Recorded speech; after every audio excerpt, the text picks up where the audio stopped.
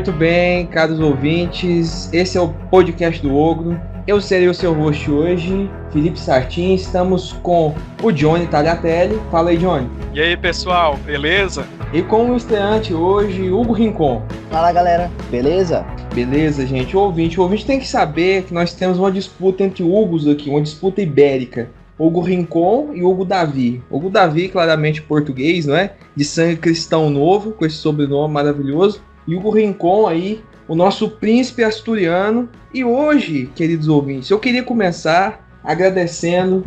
Temos doadores no Catarse. Começamos bem, começamos com 2. Então eu queria agradecer ao Diego Tagliatelli pela contribuição e a Natália Pessoni também por apoiar o projeto do podcast do Ogro. O episódio de hoje vai ser um episódio especial, um bate-papo, uma coisa mais descontraída. Na continuação do episódio passado sobre graduação em História, hoje a gente vai falar sobre pós-graduação, não é? Ou seja, quando você fez uma graduação em História e a vida não te bateu o suficiente, você está insistindo, né? Você está insistindo e você vai. Você é um jovem, você quer ter o título de mestre e doutor e resolve entrar para a pós-graduação. E é sobre esses seres corajosos que iremos tratar hoje.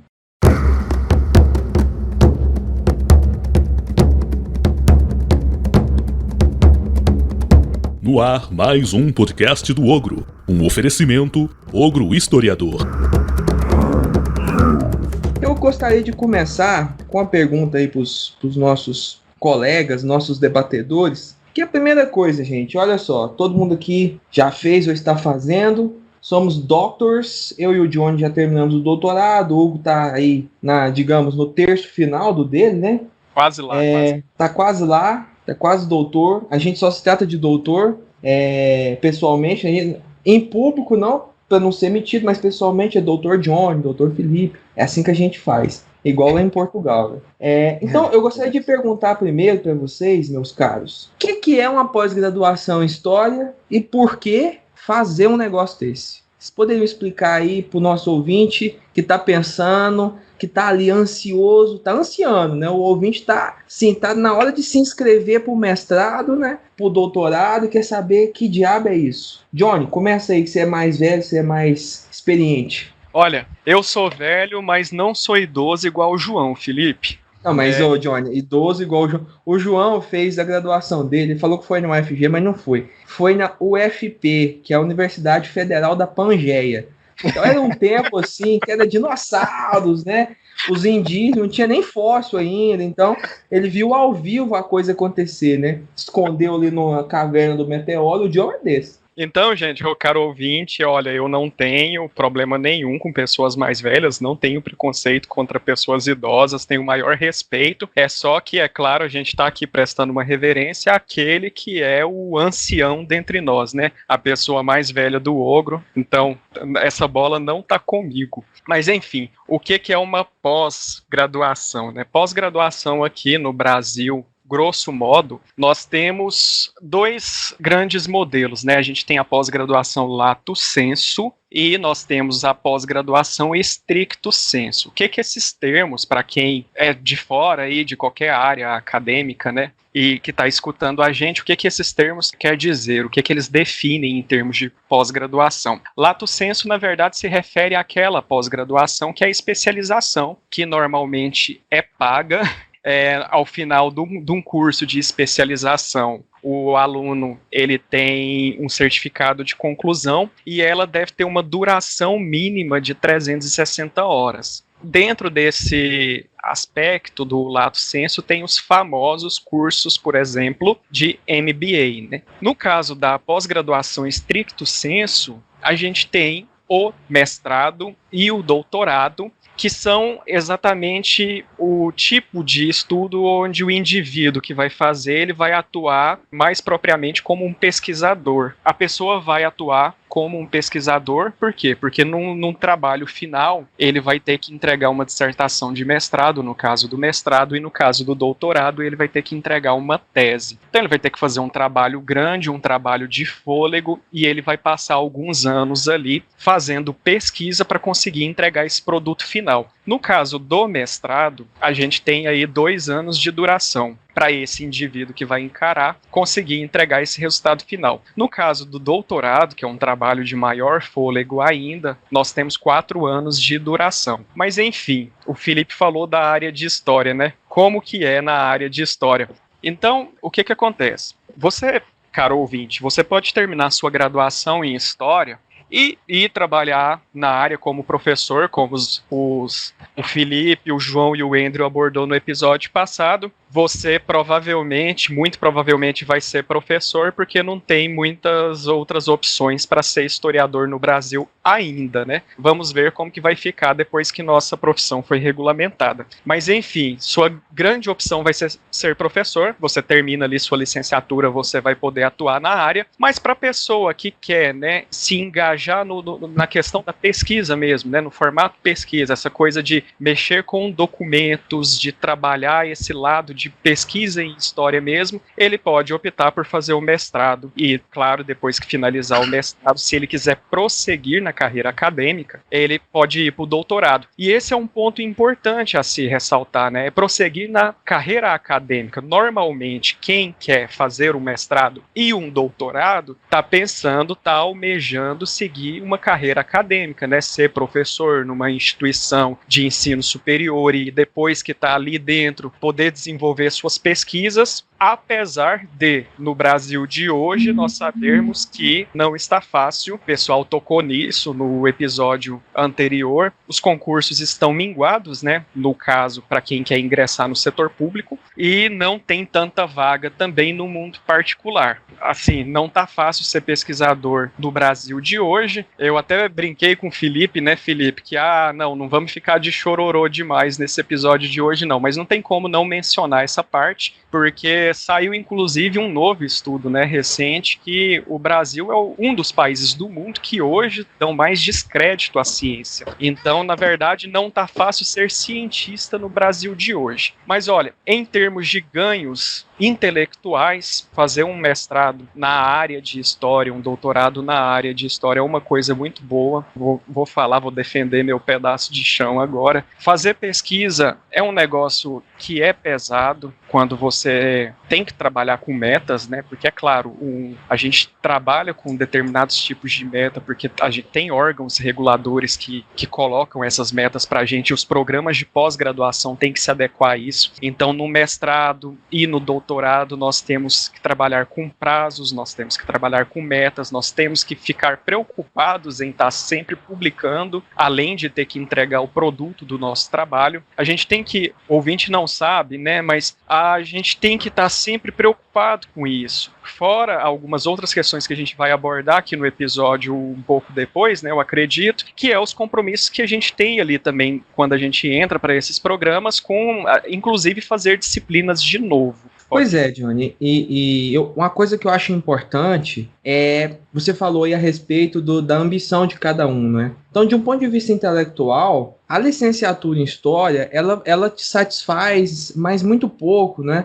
Na licenciatura você sente o gosto do que é realmente fazer uma pesquisa, né? Os livros que a gente lê, os textos, são de historiadores que fizeram mestrado, que fizeram doutorado. Então, em termos de metas intelectuais, a pós-graduação é muito importante, né? Porque ela vai te dar a possibilidade de concentrar num tema que você gosta. E aqui eu já falo para o ouvinte o seguinte, algo que já foi falado no episódio passado. Escolha algo que você goste, mas não é goste mais ou menos, que você goste muito. Porque você vai ter que ler isso todo dia, por anos, 2 anos no mestrado. Tem algumas universidades que é mais tempo, né? Na USP mesmo, 3 anos o mestrado e 4 anos e meio o doutorado. E vai ser difícil manter a empolgação, a animação, porque a exigência da pós-graduação é muito pesada. Então, mesmo que você trabalhe com um tema que você goste, o caminho é bastante árduo. Mas, como disse o Johnny, é recompensador. De um ponto de vista intelectual, eu fui me encontrar, foi a partir da pós-graduação. Então, a graduação é ali um preâmbulo do que é ser historiador, mas entre os próprios historiadores, isso ninguém vai dizer claramente, mas vamos falar aqui o que todo mundo já sabe, né? Você só é reconhecido como historiador depois que você faz pós-graduação. A verdade é essa. Então, só com a licenciatura ou com o bacharelado, os pares não te reconhecem.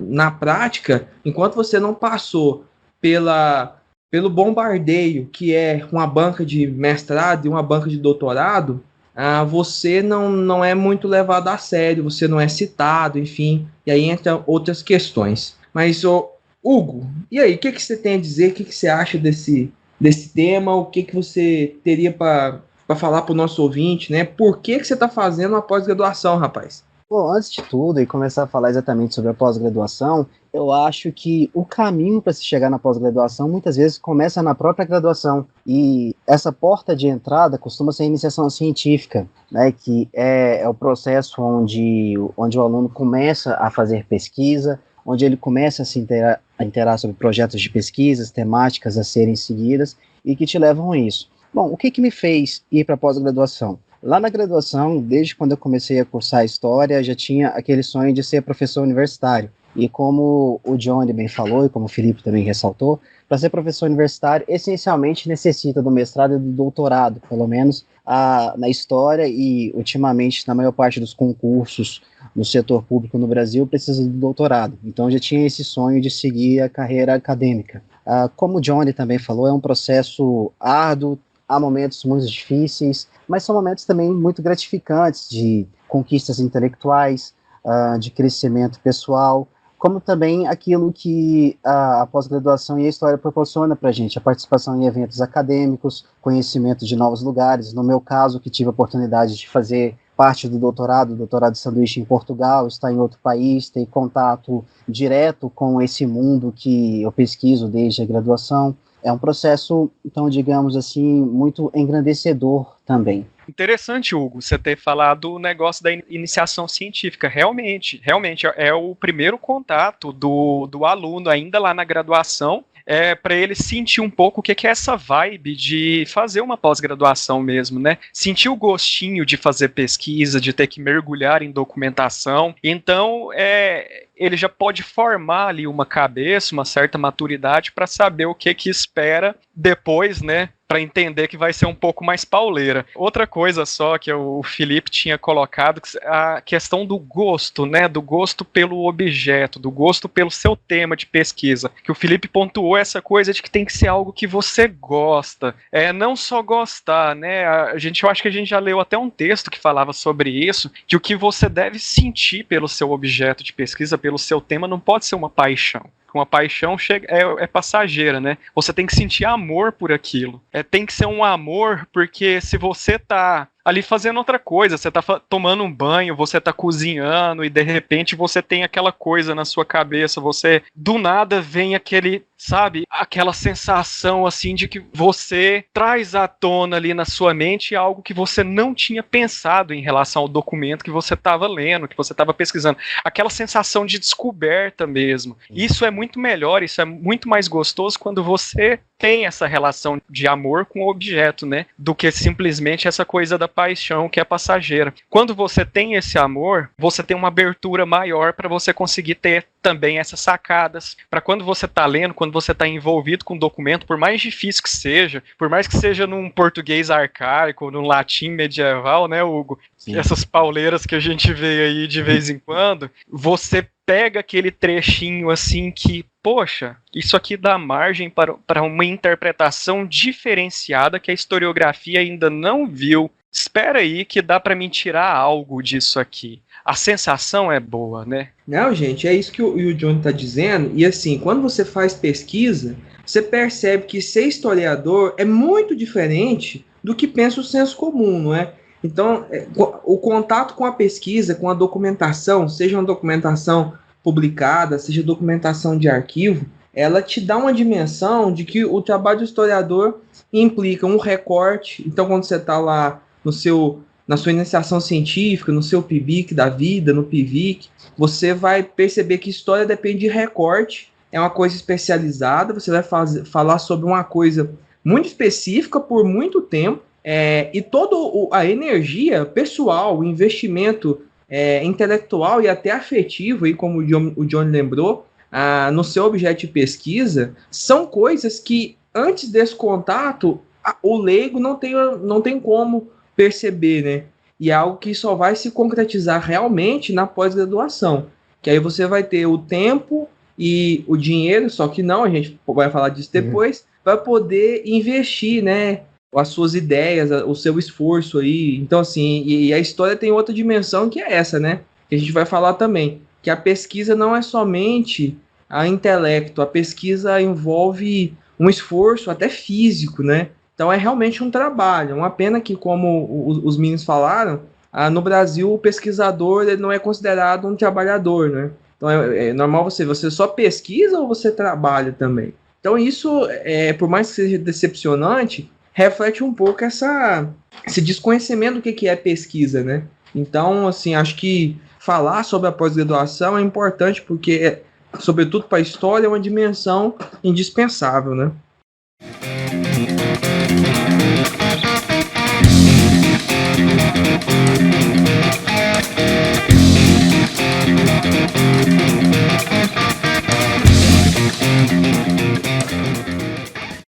Beleza, então, gente. Agora eu queria, para ficar mais clara a coisa, começar a tomar forma na cabeça dos ouvintes, é que vocês falassem um pouco sobre a experiência de fazer uma pós-graduação no Brasil, né? Porque nós aqui temos essa experiência de fazer pós-graduação em programas brasileiros, né?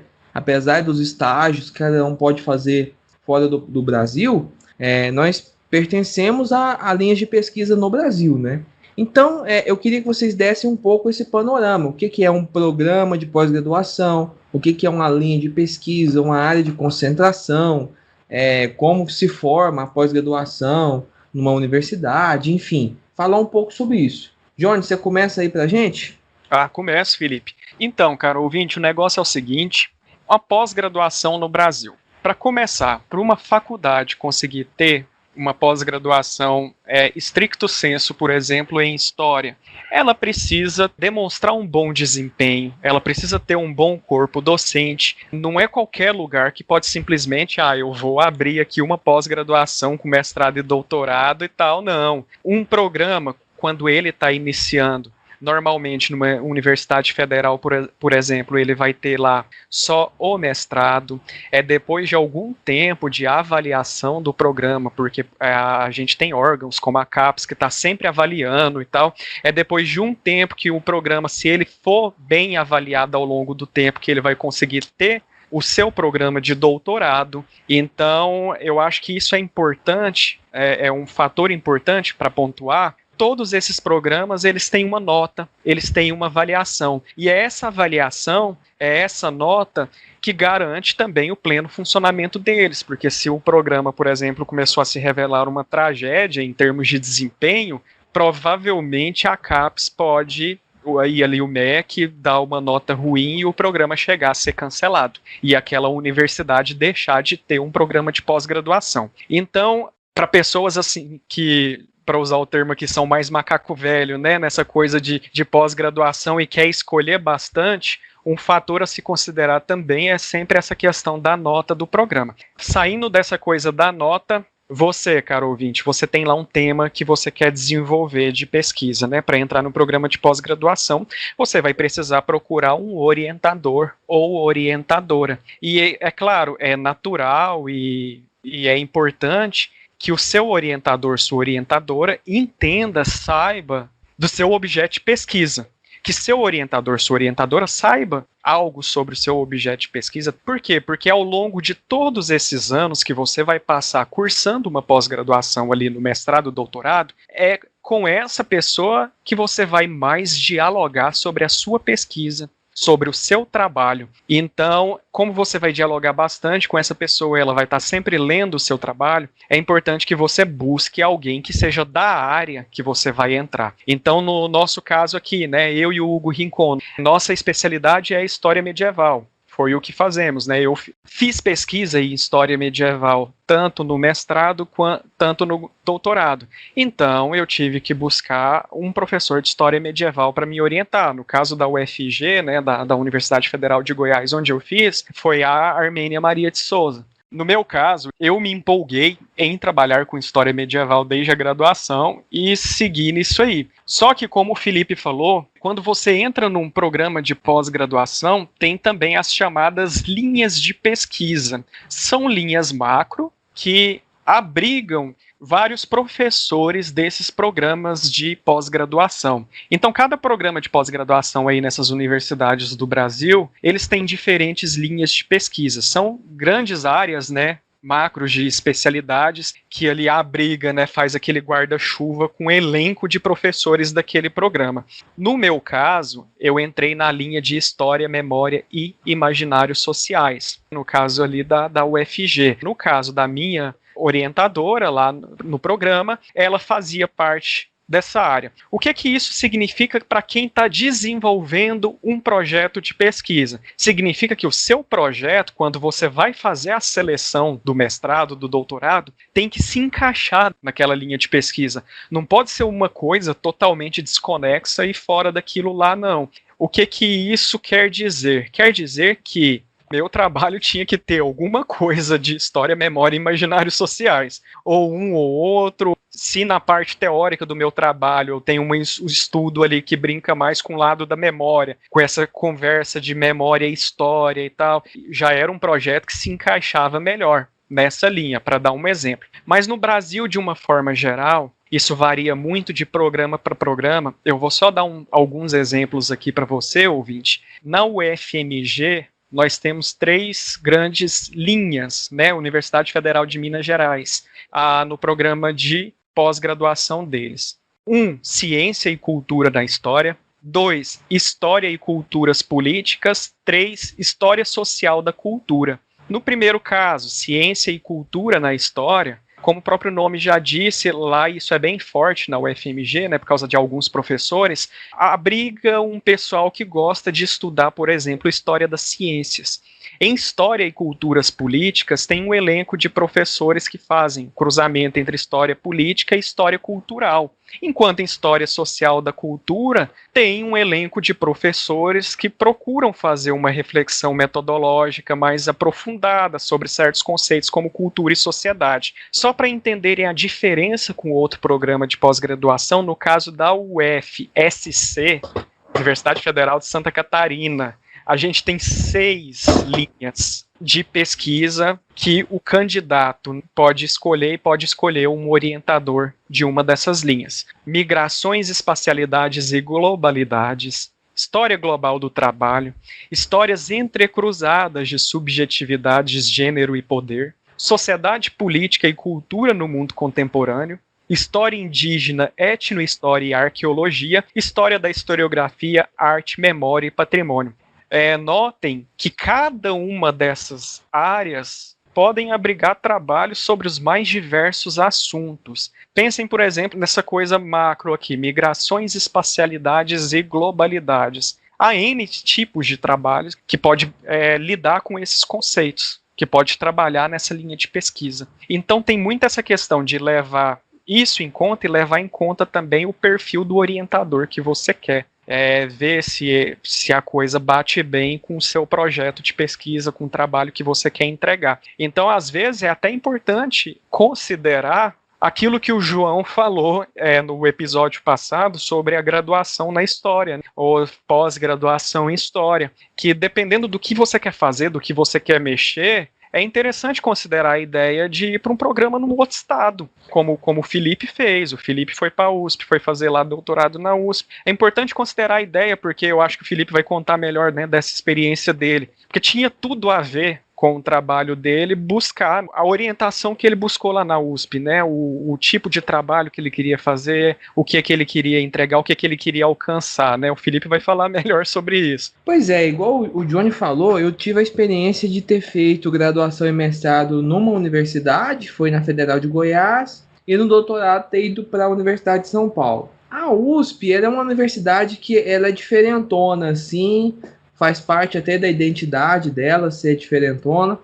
Lá não há essa coisa de linha de pesquisa. Na verdade, há 2 programas de pós-graduação em História, com notas diferentes, inclusive. Você tem a pós-graduação em História Econômica e pós-graduação em História Social. É importante que o ouvinte tenha em mente uma coisa: a pós-graduação em História, ela, assim como as pós-graduações no geral, elas são um trabalho essencialmente docente.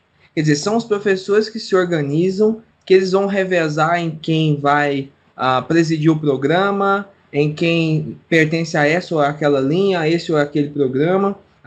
É o corpo docente que tem que se fortalecer para conseguir criar um programa e para manter esse programa de modo bem avaliado, porque quanto mais bem avaliado o programa mais verba e, consequentemente, mais bolsa vai haver para os pós-graduandos, né? Então, depende da quantidade de pesquisa que os professores da pós-graduação estão publicando, por exemplo. Então, a produtividade ela é importante nesse sentido. Uma produtividade que, se for alta, vai ser cobrada também do pós-graduando. Então, a minha experiência na USP foi um pouco disso que o Johnny acabou de falar. Eu tinha vontade de estudar um certo assunto, percebi que nos professores da UFG eu não encontraria um especialista nesse tipo de assunto. E assim, o orientador ele não precisa saber tudo sobre as fontes que você trabalha, ele não precisa ser um grande conhecedor da época específica que você trabalha, ele pode saber, sei lá, eu sou especialista no começo do século XIX, ele quer trabalhar com o fim, dá para orientar, ainda mais se a temática for comunicante. Porém, eu não encontrava isso nos professores da UFG, que tinham outros interesses de pesquisa, eu que estava destoando ali, resolvi procurar orientação na USP, fazer o doutorado lá. Então, foi com a professora Laura de Mello Souza, que eu já conhecia de ler os textos dela somente. Fui para lá, ela aceitou me orientar. O processo seletivo lá é um pouco diferente, a gente vai falar disso depois. E é isso, essa experiência de você um pouco ir atrás da pessoa que pode te dar o suporte para você realizar a sua pesquisa. Então, uma pessoa que tem uma produção na área, uma pessoa que conhece parte da documentação, que te conecta com pesquisadores de outras universidades, de outro país. E, sobretudo, já falando para o ouvinte, dando uma dica aí, quando você vai escolher o seu orientador, seja na faculdade em que você já fez a sua graduação, seja em outra faculdade, pesquise sobre essa pessoa. Pesquise, por exemplo, bancas que essa pessoa tem participado. Se tiver alguma banca no YouTube, assista. Procure essa pessoa falando. Leia os textos dessa pessoa. Conheça um pouco ali a pessoa que você procura para te orientar, porque o orientador ele tem que ser alguém que domina um pouco da historiografia, pelo menos mais ou menos, e seja um bom leitor ou leitora do seu trabalho, né? Tem que ser alguém também que tem disponibilidade, né? Então, assim, cabe a você, ouvinte, escolher. Aqui é o momento em que você vai se amarrar, vai fazer uma amarração, né? Um feitiço, vai ficar ligado com essa pessoa por 2 ou 4 anos. Isso vai estar lá no seu Lattes, entendeu? Você não vai ter como voltar atrás. Então, é bom que você procure alguém que satisfaça os seus desejos intelectuais, porque senão fica um negócio difícil também, porque eu já ouvi relatos, eu nunca vivenciei isso, mas já ouvi relatos de orientandos e orientadores que não dão certo, que brigam, que um entende uma coisa, outro entende outra. Então, teve um caso que aconteceu no Brasil que ficou famoso, de uma certa pessoa, que eu não vou mencionar, porque eu não quero tomar processo, que não gostava da ideia, por exemplo, de um certo conceito aí, digamos que seja gênero, e procurou uma professora que a orientasse, uma professora especialista em gênero. E depois veio reclamar que a professora estava impondo a ideia de gênero para ela. Pô, mas então, o que você pode entender de uma situação dessa? Se o seu orientador é marxista, você procura esse indivíduo para te orientar, pô, é a orientação teórica dele. Não é? Ele está produzindo, pesquisando, pensando no interior daquele quadro metodológico. Aí você diz, não, mas eu não quero saber de marxismo aqui não, tá? Eu quero ser pós-moderno e cultural. Então, essas incongruências, você tem que buscar atalhar essas incongruências, viu, ouvinte? É da sua responsabilidade, né? Porque o orientador tá lá, ele tá quietinho lá no programa. Você que foi atrás dele. Então, selecione, não é? Às vezes a pessoa é uma grande pesquisadora, um grande pesquisador, tem uma enorme produção, mas talvez não seja para você. Você tem que procurar algum tipo de afinidade, né? Então, é uma parte importante do trabalho, né? Eu queria só destacar que né, em geral, há uma certa uniformidade, né? Nas universidades públicas, que são as que oferecem a pós-graduação estrito sensu no Brasil, em algumas, com exceção das PUC, né? As PUC também têm pós-graduação estrito sensu e de qualidade.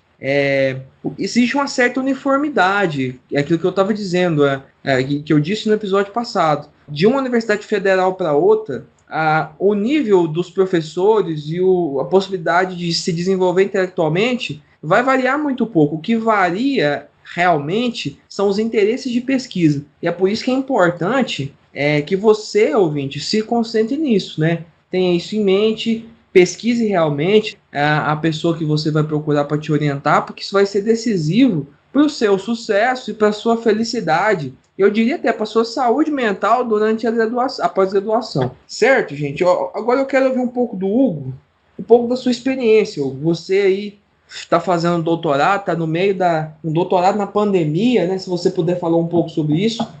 Ouvi dizer que não é a coisa mais fácil do mundo. Não sei, né? Tenho a impressão que ficar isolado por meses afete um pouco a cabeça da gente, né? Mas o que você tem para contar para a gente? Cara, falar um pouco sobre a minha experiência, até do ingresso na pós-graduação. Eu tenho uma trajetória muito parecida com a do Johnny, com a sua também, que fez graduação e mestrado na UFG, e ambos foram orientandos da Armênia. Só que a diferença é que a minha graduação não foi pela UFG, foi pela PUC. E essa relação da importância do contato com o orientador, da escolha do orientador, desde o começo da graduação, com a iniciação científica, eu tendi aí para a Idade Média, para a História Medieval, na época orientado pela professora Renata Nascimento, e o contato com a minha atual orientadora de mestrado e doutorado, que é a professora Armênia, começou na defesa da monografia. Já conhecia de eventos que nós organizamos juntos em parceria PUC e UFG, mas ela participou da minha banca de monografia e a partir de então a gente começou a desenvolver um projeto e ali eu fiz o processo seletivo para entrar no mestrado em História na UFG e fui aprovado, e depois dando sequência no doutorado. E o que isso é? É importante você saber a escolha do orientador. Eu acho que esse é um dos fatores de maior reprovação quando as pessoas tentam fazer processos seletivos, quando ela não presta muito bem atenção se o trabalho dela se adequa a determinada linha de pesquisa, se existe algum orientador que tenha um determinado conhecimento do tema de pesquisa dela, que possa orientá-la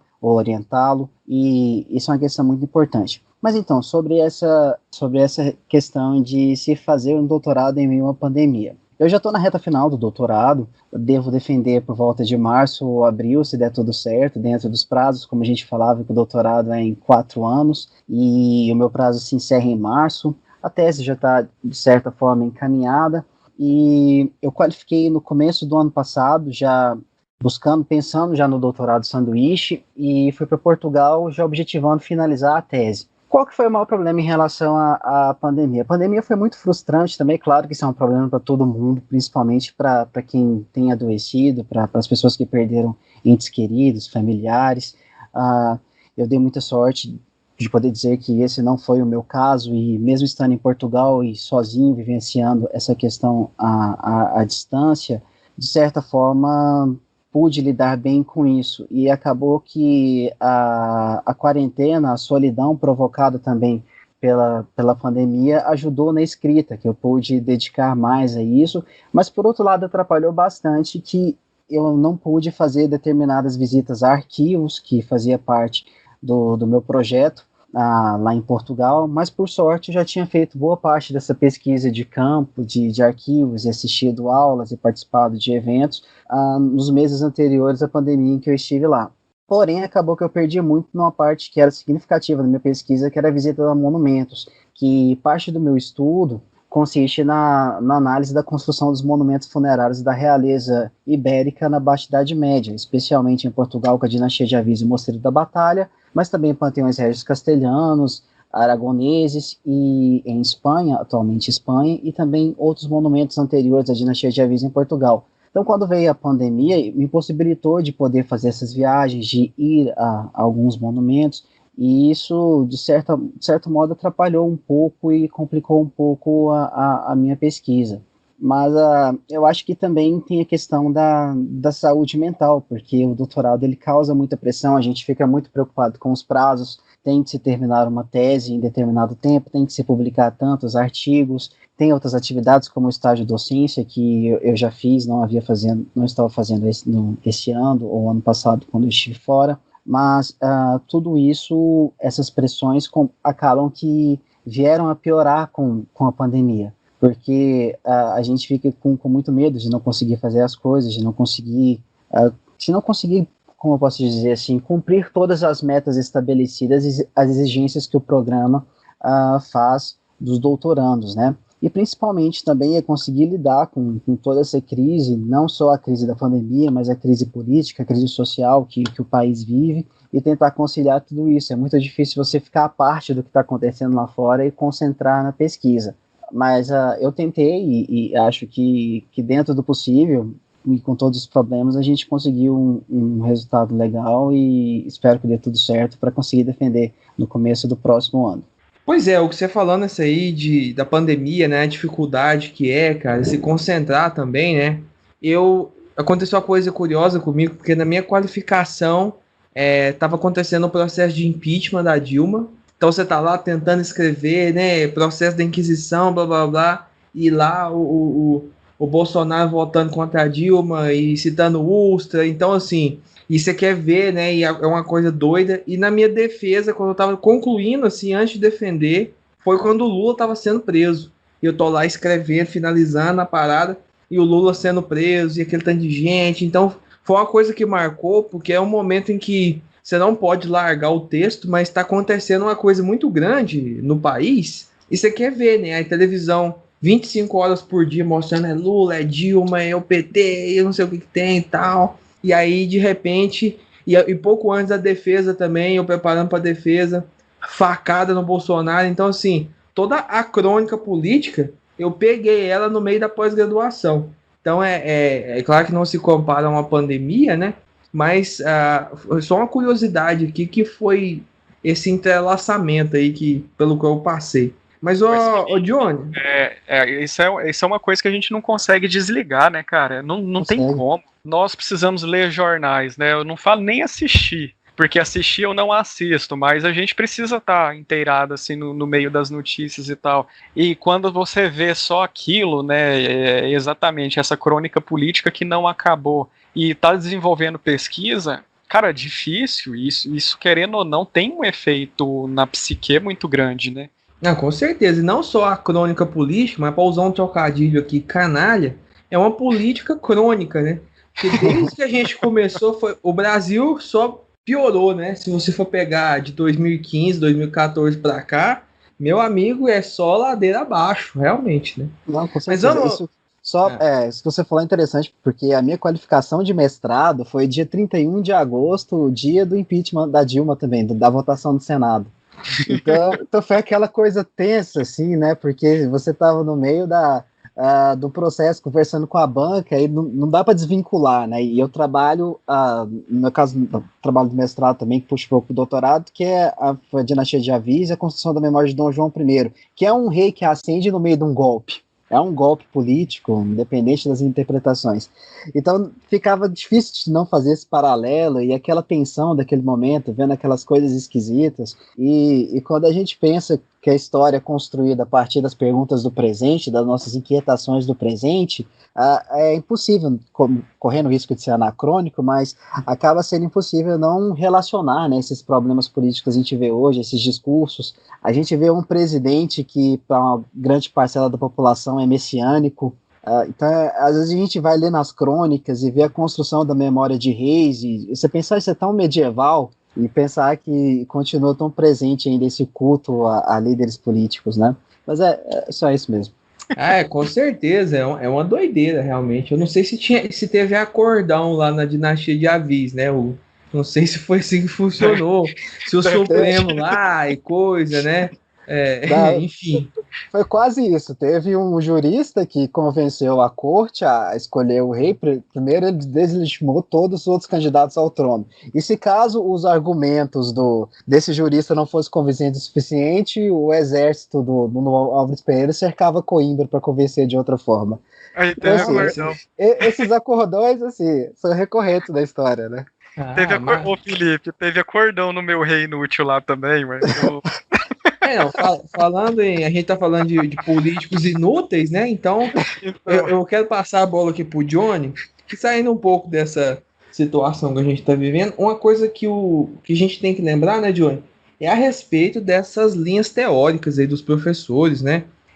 Porque isso pega, né? O que você acha? O que a gente pode dizer aí pro incauto ouvinte? Você tinha mencionado, Felipe, numa fala sua anterior aí, o negócio, a pessoa vai lá pegar orientação com um professor lá que tem uma abordagem marxista e de repente o fulano quer entregar um projeto de história cultural para um programa, né?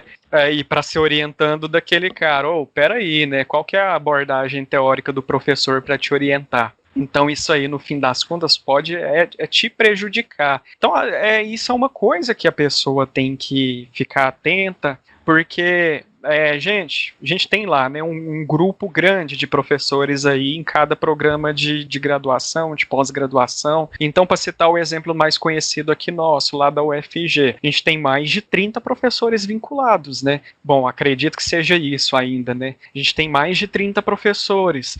Então, muitos desses professores têm abordagens teóricas que são distintas. Eu não estou falando nem deles saber algo sobre o seu tema ou poder te orientar no assunto que você vai querer tratar. A gente está falando de abordagem teórica mesmo, porque a história não se escreve só de uma forma específica, né? A gente tem na história, a gente já martelou essa tecla em outros episódios do Ogro, né, principalmente mais teóricos, mas a gente tem na história modos diferentes de lidar com a história, são metodologias diferentes, e dentro dessas metodologias, o cara lá pode ter uma metodologia voltada para a história cultural, ele pode ter a abordagem da história marxista, o cara pode lidar com microhistória, a pessoa pode ser especialista lá, né, numa abordagem teórica de história e gênero, ou, por exemplo, agora, né, no caso aí dos pós-modernos, pós-estruturalistas, uma abordagem decolonial. Então, são muitos tipos de abordagens teóricas diferentes para lidar com determinados temas de pesquisa. Então, Felipe falou, pesquise o seu orientador,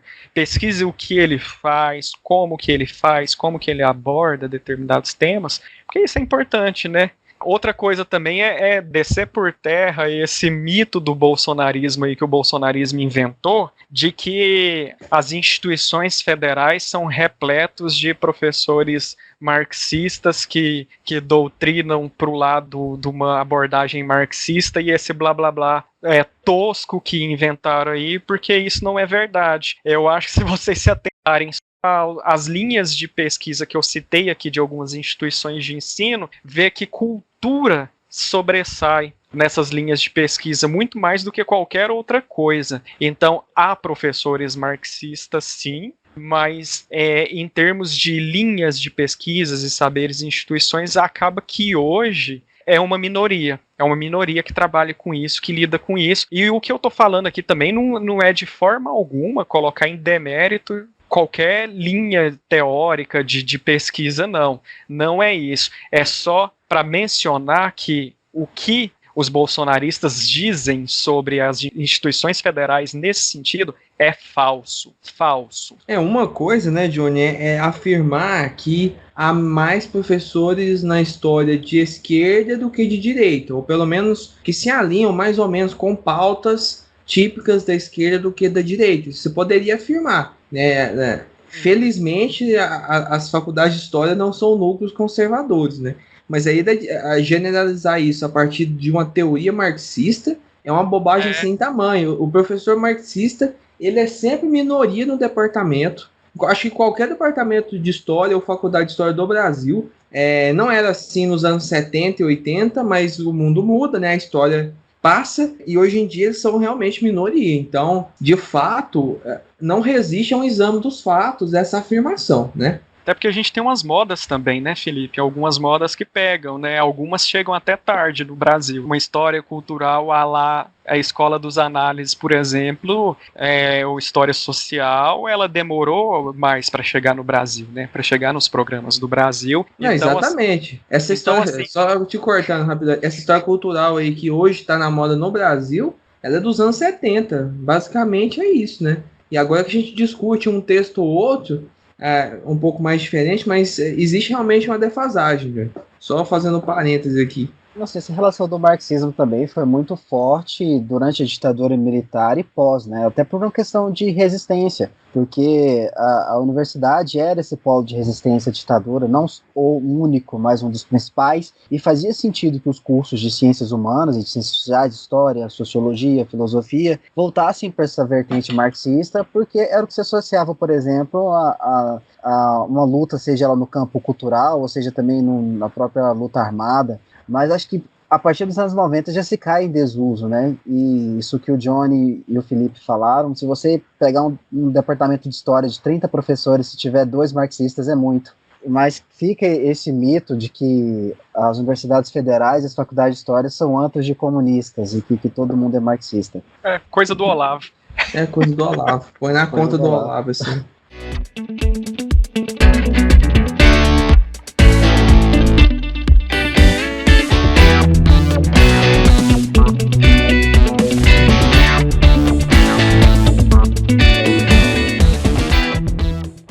Pois bem, gente, depois que você pensa aí que orientador que você quer, que linha de pesquisa que te interessa mais, que programa que você quer, no qual você quer ingressar, chega o momento de ingressar, realmente, né? Tentar a sorte ali, realizar todas as etapas do processo seletivo e depois cursar a pós-graduação. Eu queria começar então, gente, do começo, a respeito da inscrição e do processo seletivo. Hugo, o que você teria para dizer para a gente aí? Quais são as etapas de um processo seletivo para pós-graduação em História? O que o fulano tem que fazer para ele conseguir passar? Se é fácil, se é difícil ou até impossível de passar? Ou é muito fácil? O que você acha, Hugo? Bom, vou falar um pouquinho sobre o processo seletivo. No caso, vou usar como exemplo da UFG, que é o que eu conheço mais, mas ele não diferencia muito, por exemplo, do processo seletivo para o mestrado e doutorado em História da UNB, ou mesmo para o mestrado aqui da PUC Goiás. Eu imagino que seja um padrão, talvez, das federais no Brasil. O primeiro passo é a inscrição. Mas antes da inscrição, é fácil, é difícil? Eu diria que é um processo árduo, é um processo difícil. Porém, depende muito de como você encaminhou todo esse processo ao longo da graduação. Se você tiver cursado a iniciação científica, vai ser mais fácil para você, que já vai ter contato com a pesquisa. E se você tiver feito, por exemplo, uma monografia no final de um curso, como um trabalho de conclusão de curso da graduação, também pode facilitar bastante esse processo. Vamos pelas etapas, então. Da inscrição. O que te exige na inscrição? Na inscrição, geralmente, você tem que dar o título do seu projeto, título de pesquisa. Você vai pesquisar determinado tema, você sugere um título de pesquisa que vai ser o título do seu trabalho. Isso é o que se pede, mais a documentação referente, por exemplo, ao seu currículo Lattes. Se você participou de eventos acadêmicos como ouvinte, se você apresentou trabalhos, se você publicou artigos, se você publicou em anais de eventos ou capítulos de livro. Isso tanto a nível de mestrado e doutorado. Essa é a primeira etapa da inscrição. Um segundo momento vem a prova de línguas. No caso do mestrado, se exige uma língua estrangeira. Eu acho que no programa da UFG, se eu não me engano, é inglês, espanhol e francês. Eu não lembro se tem outra língua nesse caso. E no caso do doutorado, você tem que ter proficiência em 2 línguas estrangeiras, dentre essas que eu citei. Quer dizer que você deve falar fluentemente esses idiomas? Não necessariamente. O que eles exigem é que você saiba ler. Por que você precisa dessas línguas estrangeiras para entrar num programa de pós-graduação? Porque boa parte dos textos que vão ser trabalhados nas disciplinas e às vezes até para sua pesquisa vão estar em outras línguas. Por isso é importante que você tenha o domínio de algum idioma estrangeiro. Como que funciona essa prova? Geralmente contém um texto, em teoria da história, escrito em inglês, em espanhol, em francês ou em italiano, que você tem que traduzir ou interpretar algumas questões relativas a ele. Num segundo momento, vem talvez a parte mais difícil do processo, que é a prova teórica. Essa prova teórica vai ser disponibilizada no edital do processo seletivo uma bibliografia complementar, ou seja, uma bibliografia básica do que deve cair nessa prova, que vai te indicar quais autores ler, quais textos você deve ler. Quer dizer que você vai falar só sobre esses autores na prova? Não, não necessariamente. Como eu disse, é uma bibliografia básica. Quanto mais autores, quanto mais leitura você tiver, vai ser melhor para você. O que eles querem saber é o domínio que você tem da teoria da história, da escrita da história, do pensamento, da produção do conhecimento histórico, digamos assim. É isso que é exigido na prova. No caso da UFG, costumam vir 4 questões na prova, uma de cada linha de pesquisa, e você tem a possibilidade de escolher 2 questões e responder. E essa prova vai de 0 a 10, e se não me engano, no processo final ela tem um peso 5, é um dos maiores pesos no processo seletivo. Ela tem um ponto de corte que eu acredito que no atual momento seja 7, se você tirar menos que 7, você está automaticamente reprovado. Passando pela prova teórica, vem a última fase do processo, que é a análise do projeto. O projeto de pesquisa que você vem fazendo ao longo do tempo ou durante o processo seletivo é entregue no momento que você vai fazer a prova teórica. E esse projeto vai ser lido por uma banca composta por professores que são sorteados alguns momentos antes, e ele é lido às cegas, ou seja, as pessoas não sabem quem escreveu, vai apenas o número do candidato. E nesse sentido, depois que os professores leem o projeto, você vai ter uma entrevista. Nessa entrevista é a chance que você tem de defender o seu projeto e justificar do porquê que você deve entrar no programa. Feito isso, também tem a análise do currículo Lattes, que determina que te dá uma determinada pontuação também e costuma servir como desempate. Essas são as etapas do processo seletivo. Passando por todas elas, vem o resultado final, que você é aprovado ou não. Bom, é isso então, gente. O Hugo detalhou muito bem, né, as etapas de um processo seletivo típico, né? Eu vou dar só aqui, antes de passar a palavra para o Johnny vai falar um pouco sobre o curso da pós-graduação em si. Eu tive uma experiência diferente, como eu falei para vocês no doutorado, lá na USP. A USP é um pouco diferente em alguns aspectos. Lá a gente não tem uma banca que avalia o seu projeto. Você escolhe o orientador, se o orientador aceitar te orientar, você está aprovado, você entra no programa. Só que aí depois tem uma parte que o Hugo não falou que é importante, é a atribuição das bolsas, porque o processo seletivo vai não apenas aprovar, mas classificar os candidatos para concorrer às bolsas, porque infelizmente não há bolsas de pesquisa para todo mundo. Então nós temos as principais agências, a CAPES, o CNPq, e as fundações de apoio à pesquisa estaduais. Aqui em Goiás nós temos a FAPEG, tem a FAPEMIG, tem a FAPERJ, tem a FAPESP, que é a maior, né, porque o estado de São Paulo é o mais rico do Brasil, mas esse processo seletivo também produz a classificação dos candidatos, né? Então, normalmente, aquele que tiver o melhor desempenho ou na prova teórica mais o projeto, tende a pegar as bolsas que o programa tem à disposição em primeiro lugar, né? E só voltando, por exemplo, da USP, apenas para a atribuição das bolsas que existia a banca de professores, né? Então, assim, lá a coisa da cátedra de cada professor tinha um peso maior. Mas, no geral, é isso. O processo seletivo é uma etapa extremamente importante, porque conseguir uma bolsa para pós-graduação é fundamental. Quer dizer, não ter bolsa de pesquisa é muito difícil. Não que a bolsa seja algo muito representativo, ela não é ajustada há muito tempo. Hoje, no Brasil, quem faz um mestrado aí com a bolsa de R$ 1.500 é uma pessoa que não tem que se sustentar ou não tem que sustentar uma família. É uma pessoa que pode viver, que tem outra fonte de renda, seja com os pais, seja do cônjuge, seja de alguma renda, algum aluguel que possua, porque R$ 1.500 no Brasil é muito difícil. De repente, você morar em outro estado, fazendo pós-graduação, comprar os livros, que são muito caros, geralmente. Então, assim, para quem estuda algo que não seja, sei lá, Brasil, os livros são muito caros, está cada dia mais caro comprar livros, sobretudo de pós-graduação. E aí o leigo e o graduando ainda não tem a noção muito clara, mas a maioria dos livros que a gente precisa, gente, ou estão numa universidade a qual você não tem acesso e tem que se deslocar para copiar, ou pedir para alguém que copie para você, ou copiar dentro da universidade, isso é muito caro. Ou você tem que comprar esse livro. E não são livros que você encontra na Livraria Cultura, na Saraiva, nada disso. É livro universitário especializado. Alguns, a maioria deles está em dólar, em libra ou em euro.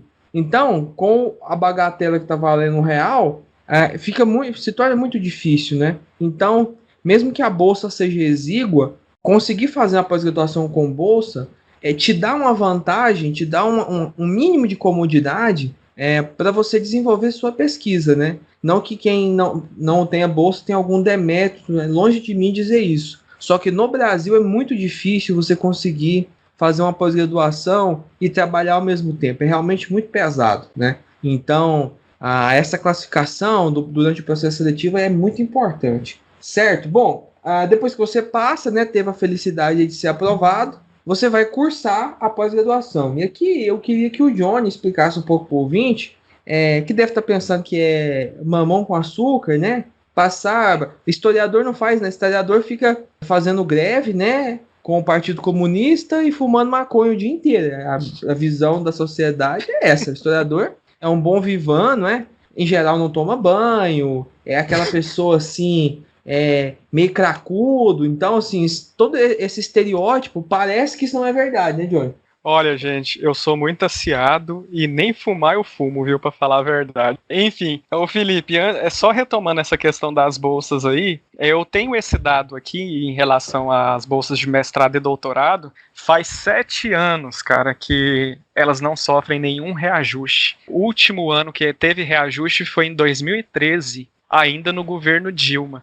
E aí, caro ouvinte, ainda tem isso, né? Porque a pessoa, para ela garantir a bolsa, ela tem que estar bem classificada. Em todo esse processo aí que o Hugo trouxe, a pessoa precisa estar bem classificada, ela precisa lhe garantir uma boa nota, principalmente na prova teórica, porque é o que tem mais peso durante esse processo, né? Comumente, pode variar dependendo do programa, mas normalmente é o que tem mais peso, mas você precisa garantir uma boa nota para garantir uma bolsa, porque como o Felipe falou, está cada vez mais minguado, são cada vez menos bolsas para quem quer. E as bolsas não sofrem reajuste há 7 anos, e então continua no mestrado aí os 1.500 e para o doutorado 2.200. Isso, infelizmente, não é nada no Brasil de hoje, na inflação que a gente está tendo, principalmente quando o pesquisador ele planejou seguir a carreira acadêmica, e o pesquisador é um pai de família, né? Esse é o meu caso, eu tenho filhos, eu sou casado, então tem muita gente que faz um mestrado e doutorado e tá nessa situação, precisa de dinheiro, na verdade, para manter a própria casa, ou para ajudar a manter a própria casa, e isso é um trabalho. Né, o Felipe já tocou nisso também mais cedo. Isso é um trabalho que te exige dedicação exclusiva. Normalmente, para você ser bolsista, você não pode ter vínculo empregatício, para começar. É uma exigência dos próprios órgãos financiadores, né, da CAPES, do CNPq, você não pode ter vínculo empregatício. E se você trabalhar, ou enquanto você está fazendo mestrado e doutorado, infelizmente será tudo mais difícil para você levar a sua pesquisa a bom termo. Enfim, pontuando essa questão, porque é uma dificuldade, é uma luta que todo mundo que mexe com ciência no Brasil tem que levar adiante, porque, né, qualquer tipo de governo tem que olhar para isso e desvalorizar a ciência, desvalorizar muita coisa, né? A gente está tendo impacto disso aí agora, em outro sentido, né, para o lado das biológicas aí, para o campo médico da coisa, mas a gente está tendo impacto disso, da desvalorização da ciência na luta que a gente trava agora com uma pandemia. Sobre o que né? O Felipe me perguntou agora como que é depois ali dentro da pós-graduação. Você acha que você parou de fazer disciplinas acadêmicas na graduação? Sinto muito, tolinho, você vai ter que fazer no mestrado e no doutorado. E são fáceis, né, Johnny? São disciplinas tranquilas. Você vai ler tudo em português, não é? É só 10 páginas por semana, né? Ixi. Então, assim, o Felipe bateu nessa tecla no episódio passado. Se você não gosta de ler, caro ouvinte, nem pense em fazer história. Se você não gosta de ler, essa não é sua praia, não venha para humanas, você vai ter que ler muito e você tem que gostar de sentar a bunda e ler. Nem todo texto que vai ser passado vai ser necessariamente bom. Então, sim, nunca vai ser 10 páginas, como o Felipe ironizou aí, nunca será. Johnny, a gente vai ter uma convidada, uma professora importante aí, não vou dizer quem é ainda, vamos ver se os ouvintes adivinham, que tinha, eu já ouvi falar isso na pós-graduação, passava dezenas de páginas em inglês, em francês, de uma semana para outra. E ela virava pro pós-graduando e dizia o seguinte: se vira, o problema é seu. E você, ou você estuda, ou você não vai entender uma palavra do que eu estou dizendo. É desse nível. Então você, né, o Hugo tinha falado dos exames de proficiência também. Então, esse exame de proficiência, você precisa ter pelo menos o nível instrumental dos idiomas, apesar de ser ideal que você tenha uma proficiência maior nesses idiomas, mas pelo menos o nível instrumental é obrigatório, porque você, querendo ou não, vai ser obrigado a ler no mestrado e no doutorado textos em inglês, textos em espanhol,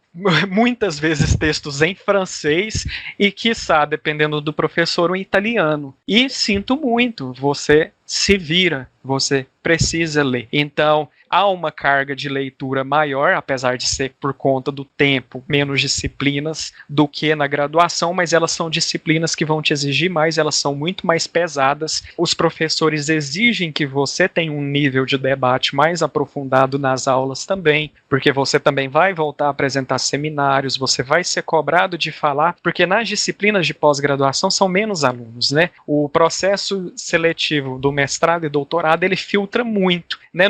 Você não vai ter turma igual na sua graduação, de você ter lá no primeiro ano de história 55 alunos numa sala. Você pode esquecer isso no mestrado, no doutorado. Vai ter disciplina que você vai pegar aula às vezes de 3 alunos e o professor. Então é necessário que o aluno tenha uma bagagem teórica para fazer o negócio render, para fazer a aula virar mesmo, porque é cobrado um nível de discussão mais aprofundada, né? Eu falo isso de 3 alunos, tem disciplinas que são cursadas entre 3 alunos, tem disciplinas que são cursadas com mais, que consegue lá, às vezes um professor consegue lá ter 20 alunos cadastrados na disciplina dele, mas nunca vai chegar àquele padrão do que é um primeiro ano lá de graduação em História. Outra coisa, é claro que essas disciplinas também têm avaliação, então os professores emitem conceitos, e se você for bolsista, você precisa tirar o conceito A. Um B te deixa no perigo, e você só pode ter um, mas normalmente eu imagino que deva ter uma lógica, deva ter essa mesma lógica nos demais programas de federais no Brasil, e um C já automaticamente te exclui do programa de bolsas.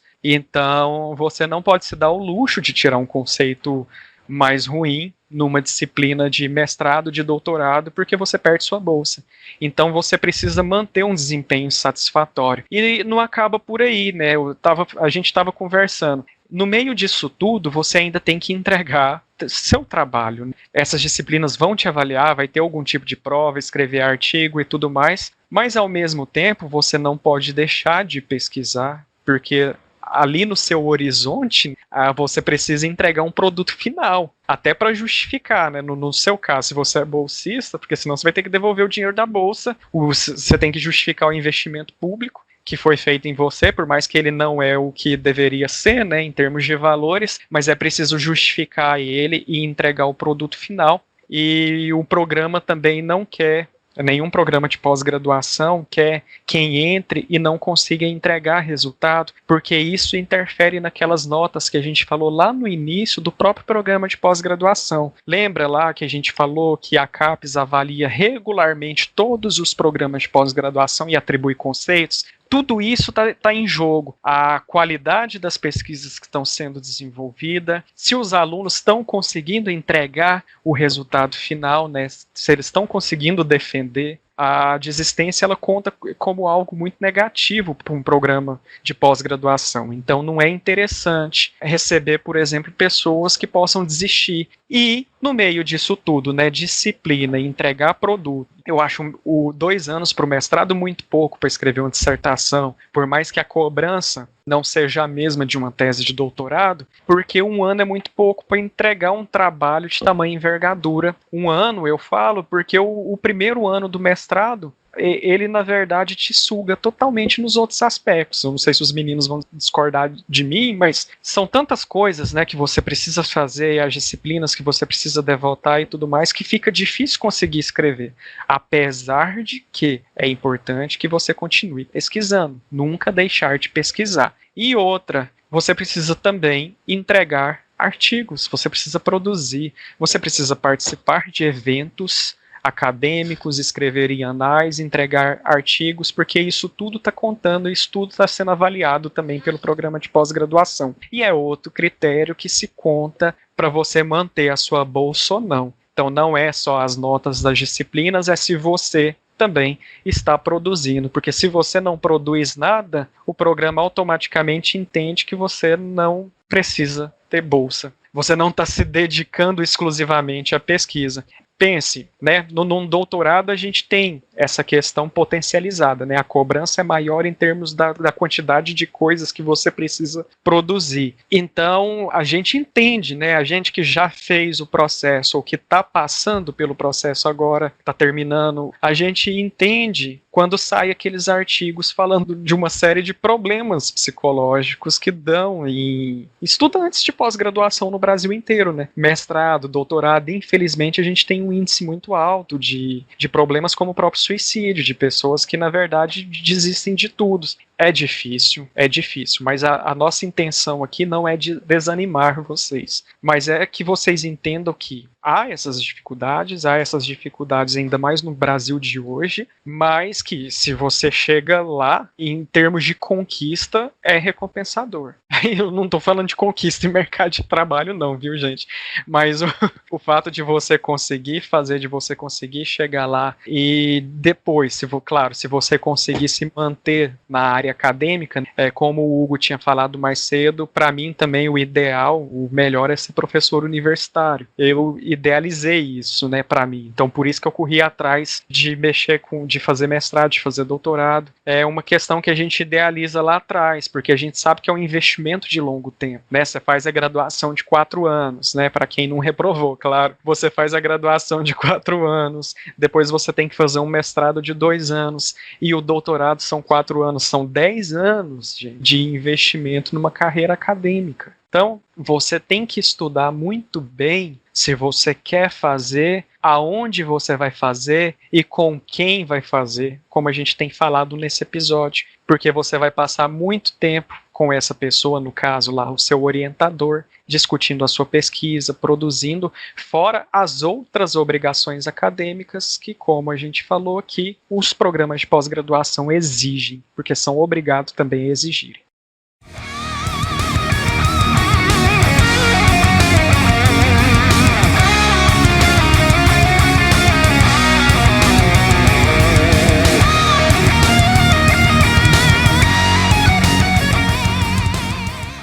Muito bem, é isso que o Johnny falou, né, gente? Você faz 10 anos de investimento, de estudo, né, na universidade, para ir depois, no Natal, no fim do ano, na época da eleição, aquela tia velha do grupo do WhatsApp vir falar que você não sabe qual é a cor do cavalo branco de Napoleão, você não sabe nada de história. Esses historiadores não estudam nada, né? Mas eu queria, antes de passar para as próximas questões, martelar uma coisa aqui com vocês, que é a respeito do que o Johnny falou, a respeito da saúde mental dos estudantes de pós-graduação no Brasil. Isso não é um caso somente da história, isso é muito sério. A pressão muitas vezes é muito grande em cima da gente, é difícil manter o foco, é difícil manter a energia necessária para poder estar sempre escrevendo, estar participando de eventos, de ter que lidar com a falta de dinheiro, com a falta de respeito, com a falta de apoio, muitas vezes, que as pessoas encontram. Eu tenho vários colegas que passaram a tomar medicamentos para conseguir dormir, para conseguir acordar e para ficar concentrado. Aí concentra demais, tem que tomar outro, porque senão não dorme.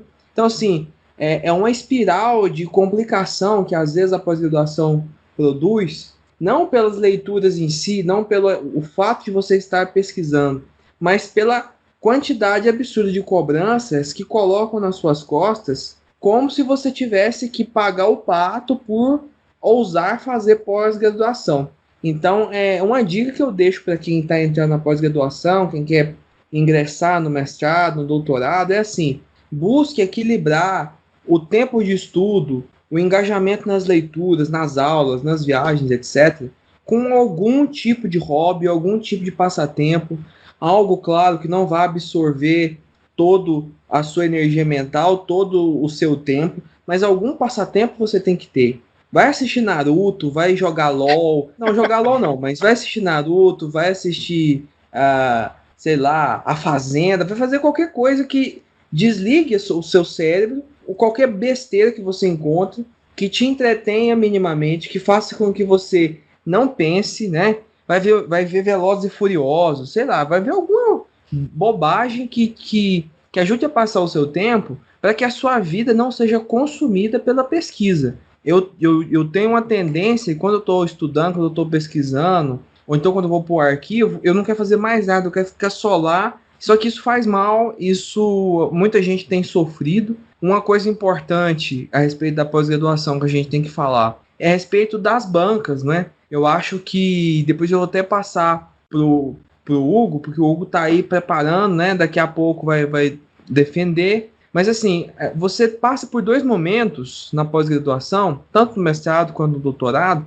que são as bancas. O que é a banca? Existe um processo chamado qualificação e existe outro chamado defesa.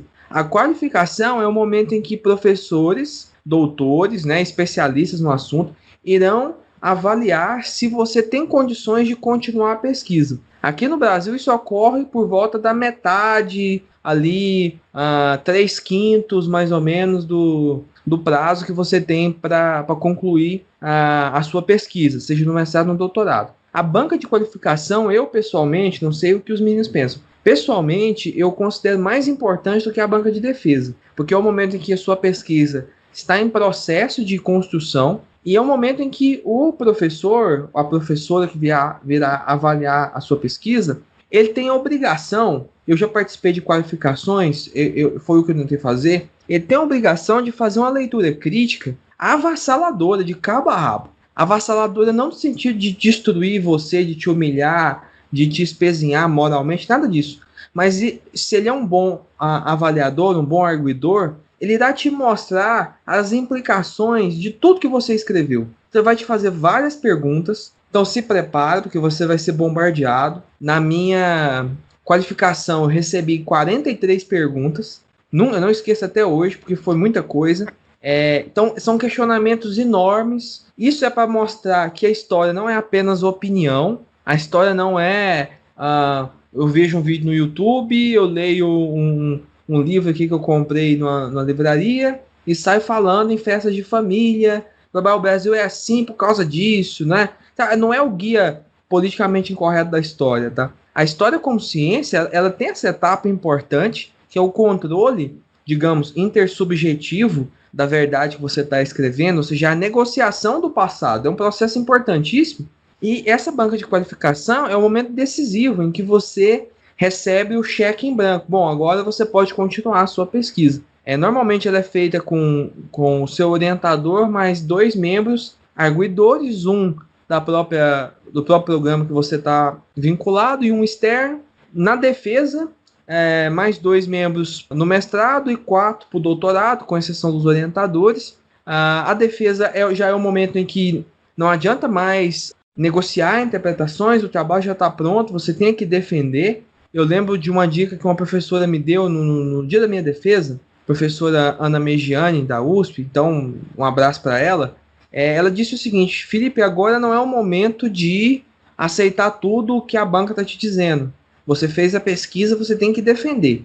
É o momento que você vai exercer a sua retórica. Então é aquele momento em que todos esses anos de deleite que você passou, né, de conspiração comunista, cigarro de maconha, tudo isso que você passou, você vai ter que defender diante de 4 doutores, né, diante de uma plateia, e você vai ter que fazer valer aquilo que você sonhou esse tempo todo, né? Então, assim, são momentos importantíssimos essas bancas, são etapas pelas quais a gente tem que passar. Não, eu não considero que banca seja rito de passagem, igual muita gente diz. Não, é só um rito de passagem, né?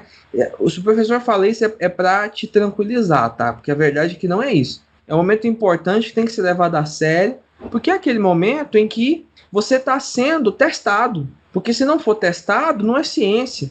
Não é? Se não for testado, quer dizer, as vozes da sua cabeça, a história que você tirou do nariz, para não falar de outros orifícios, ela não tem valor. Se não for uma coisa negociada com outros especialistas, para a gente não serve, né? Então, acho que uma coisa que é importante frisar são essas bancas, a qualificação e a banca de defesa.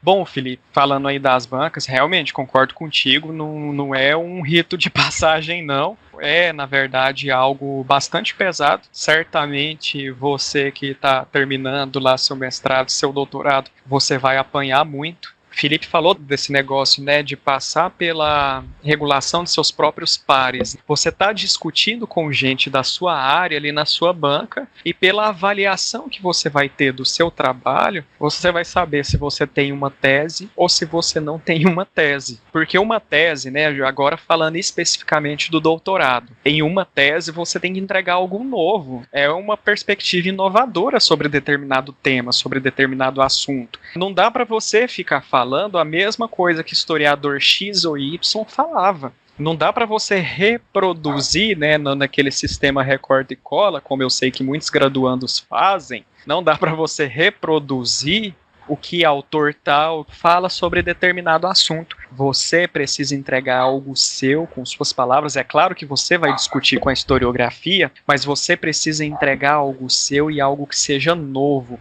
algo que você identificou na documentação, que favorece uma leitura totalmente nova sobre determinado tema. E isso a banca vai julgar, a banca vai avaliar, e naturalmente não vai ser processo leve, você vai ser muito cobrado. Você vai ser muito cobrado. Como o Felipe disse aí, a sua retórica conta muito, porque você está ali para defender a maneira como você fez o seu trabalho, a maneira como você construiu aquilo e a sua própria tese. É lógico que isso não tem nada a ver com vídeo de YouTube, com conversa de WhatsApp e com essas coisas. O Felipe pontuou um pouco das dificuldades que a gente passa na pós-graduação, ainda mais recebendo muito pouco, com questão de dinheiro. Aí eu puxo aqui, né, pro lado pessoal também, para vocês terem uma noção, o pesquisador que quer mexer com temas, né, igual eu que fui para história medieval, a gente tem que comprar livros caríssimos lá de fora. E desde essa situação política que a gente tem vivido aí, como vocês estão vendo aí nos noticiários todo dia, o dólar tem subido muito de 2015 para cá. Consequentemente, isso interfere no preço dos livros estrangeiros. E para falar dessa minha experiência, teve livro que eu precisava, não é questão de escolha não, eu precisava para minha pesquisa, que durante muito tempo ele estava R$1.015. Um livro, R$1.015. Eu esperei até onde deu, porque eu precisava do livro, e consegui comprar ele por cerca de 700. Gente, isso foi em um livro, no meu doutorado, R$700. Para vocês terem uma ideia, mas eu precisava discutir com aquilo, porque aquilo era historiografia de ponta, que tocava em partes que eu precisava discutir no meu trabalho. E quando a gente está produzindo algo novo, a gente precisa lidar com a historiografia nova que lida com aquilo e com a historiografia de ponta que lida com aquilo. Não dá para você usar qualquer Zé Ruela que escreve numa página qualquer ali que queira falar de história, mas que não tenha nenhum tipo de profissionalização na área. Não dá para ser isso, né? Você precisa de uma abordagem de gente reconhecidamente experiente no tema da sua pesquisa, na área da sua pesquisa, a não ser que você queira usar algo nesse sentido aí para falar mal, né? Mas eu não acho que, dependendo do que você pesquise, que o trabalho tenha, assim, muito espaço para isso. Com relação, só um comentário bem breve mesmo sobre a importância da banca e da dificuldade que passa. Teve um professor da Universidade Autônoma de Madrid que faz uma pesquisa parecida comigo, que eu tive contato com ele durante o sanduíche, e finalizando esses contatos, obviamente eu convidei ele para minha banca, aquele convite informal, e é provável que ele esteja, aí ele respondendo meio que no portunhol, disse que ficaria muito feliz em fazer parte do meu tribunal. Aí, assim, fazendo o paralelo com a própria pesquisa do Felipe, que trabalha em Inquisição, né, uma defesa de mestrado de doutorado é praticamente um tribunal de Inquisição. E acho que esse é o papel dos arguidores, né, de estar lá e inquirir a gente e, depois de um trabalho, seja de 2 anos no mestrado ou de 4 anos, você saber defender com propriedade aquilo que você pesquisou. Independente do nível do trabalho, a pesquisa é sua, né, então você tem o domínio e tem como justificar isso. Eu que devo defender daqui a 5 meses, no máximo, eu confesso que estou morrendo de medo. Por mais que seja um trabalho que eu pesquise, uma temática que eu pesquise desde a graduação e que eu tenha uma certa propriedade sobre, fica sempre o medo, né? Ainda mais quando a gente assiste a banca de colegas e é um momento muito tenso. Bancas de doutorados duram no mínimo 5 horas. Algumas passam quase que o dia todo, mas é um processo importante, é um processo de verificação se você merece mesmo receber o título de doutor. Se a gente pega a termologia em inglês, por exemplo, não é doutorando, é candidato a ser doutor. E é isso que a gente, vocês já são doutores, né? É isso que eu sou, um candidato ao doutorado, um candidato a ser doutor. E a banca te confere isso, né? Que o diferencia o historiador, por formação, que passou por essa avaliação dos pares, de um jornalista, digamos assim, que escreve o guia politicamente incorreto da história. Pois, a não ser, né, o que você seja graduando do 2º período em Direito e você trate os seus colegas de doutores, porque nós somos doutores mesmo, e quem dizer o contrário a gente processa, né? Então, é duro você ouvir isso, né? Então, é um pouco dessa herança que a gente tem, né? Em inglês é até mais bonito, né? Philosophical Doctor, né? Sim. O Doctor of Philosophy. Então é uma satisfação quando você conclui o doutorado, mas é um perrengue inimaginável, né? Felipe, Sim, o pessoal confunde muito isso aí do PhD, viu? Acho que é pós-doutorado.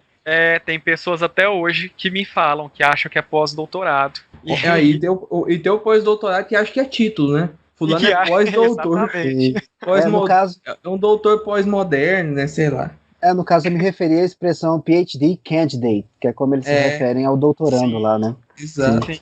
Gente, chegamos então ao final do nosso programa. Eu espero que o ouvinte tenha saboreado essas horas de entretenimento e conhecimento que a gente proporcionou. Eu queria agora pedir dos colegas, do Jones Inútiles e do nosso príncipe das Astúrias, Hugo Rincon, algumas dicas, né, para quem está iniciando, quem está pensando em participar da pós-graduação. A gente já disse alguma coisa, mas o que vocês teriam de dicas, assim, de conselho, para quem já está calejado, né? O Johnny falou que não é tão velho quanto o João Neto, mas a gente já está calejado, né, Johnny? O que você diria para quem está começando? Que caminho você apontaria, né? Tal qual o mestre aponta para o seu discípulo.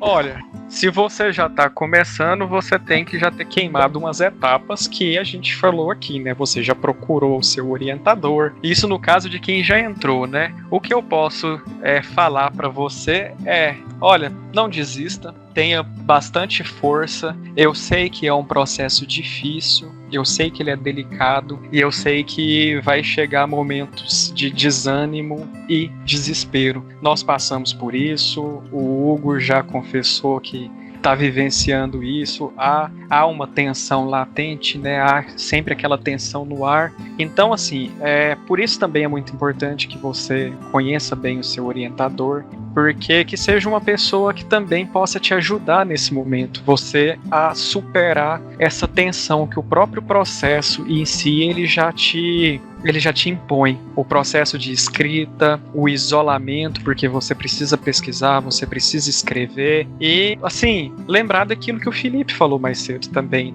Você precisa ter força, mas faz uma coisinha ou outra que seja um hobby para você intercalar com isso, para que você não fique doido. Eu não posso deixar de falar isso, mas 80% no mínimo sai doido, viu, gente? O Felipe é doido, eu sou doido, o João piorou, mas assim... O João é um caso clássico, assim, da medicina. Assim, para vocês não ficarem mais doidos do que o normal, intercale com alguma coisa que possa lhe ajudar. E finalizando, o Felipe me chamou de inútiles aqui porque foi objeto de pesquisa meu. Um dia eu converso sobre isso com vocês lá, do rei deposto.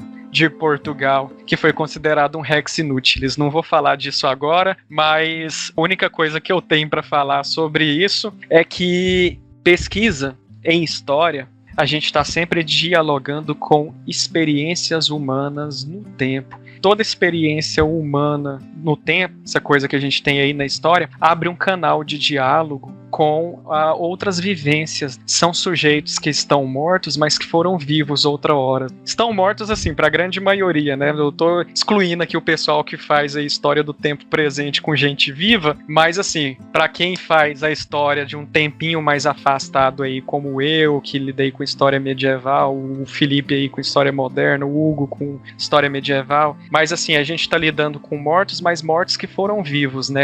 E que, de alguma forma, eles responderam às demandas dali do seu tempo, aquilo que a sociedade ou a época lhe exigiu com determinadas ações. E é exatamente estudar essas ações, estudar essas respostas que eles deram aos seus anseios, que aumenta também a bagagem de diálogos que a gente tem disponível hoje em dia. É muito melhor a gente ter cada vez mais experiências a dialogar. Pense nisso. Beleza, Johnny.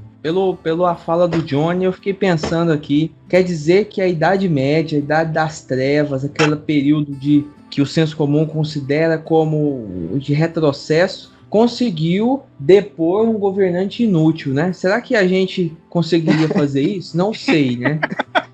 Não sei se tem algum religioso aí para determinar, né, a morte política de algum governante, né? Quem dera ser tão avançado quanto a Idade Média nesse sentido, né? Mas e você, Hugo, o que você diria aí pro pessoal? Que dica que você deixa? Você tá no meio da bagaça, tá? Já tomou umas voadeiras aqui e ali, vai tomar mais, né? Porque faz parte. Mas que dica você daria pro pessoal? Eu acho que no aspecto motivacional, sem querer ser coach aqui, mas como seguindo a linha de raciocínio do Johnny, é ter força, perseverança, porque realmente vai ter momentos muito difíceis, há momentos que a gente pensa que não vai conseguir, chega a pensar em desistir. Quando você é bolsista, então isso é mais difícil ainda, porque envolve questões financeiras de ter que devolver dinheiro de financiamento e tudo mais, mas às vezes é dar um tempo, aquele dia que não tá legal, que você não consegue escrever, mas às vezes no outro dia rende, isso, e você escreve, sei lá, 5, 10 páginas e fica uma semana sem escrever nada. Isso vai acontecer, faz parte do processo. É não desistir, já se você tiver entrado nessa, continue. É gratificante, a gente vive um momento muito difícil no país, em que há ausência de concursos, a metade da população praticamente desempregada ou na informalidade. Porém,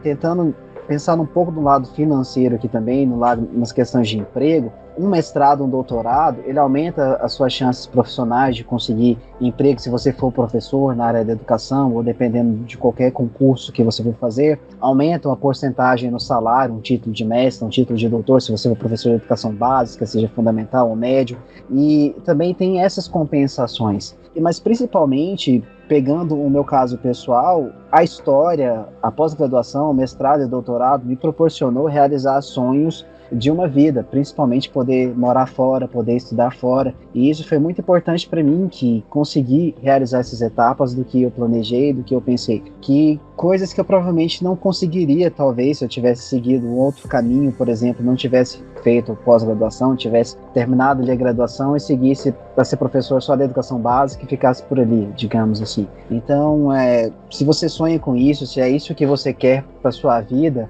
se já ser um pouco coach, que eu falei que não seria, continue e que tudo vai dar certo. Aliás, que eu espero que dê certo para mim também no final desse processo. É isso. Maravilha. A minha dica pro ouvinte é que acredite em seus sonhos, né? Reaja a um assalto, acredite em si mesmo. Eu acho que você que está pensando em fazer uma pós-graduação, tenha em mente isso que os meninos falaram, né? Isso que o Hugo falou, que você vai abrir os horizontes da sua vida, você vai entrar em contato com pessoas que sabem mais do que você, com arquivos, com muitas leituras, com muitas horas de leitura, eu diria, com eventos, com troca intelectual. Isso é insubstituível.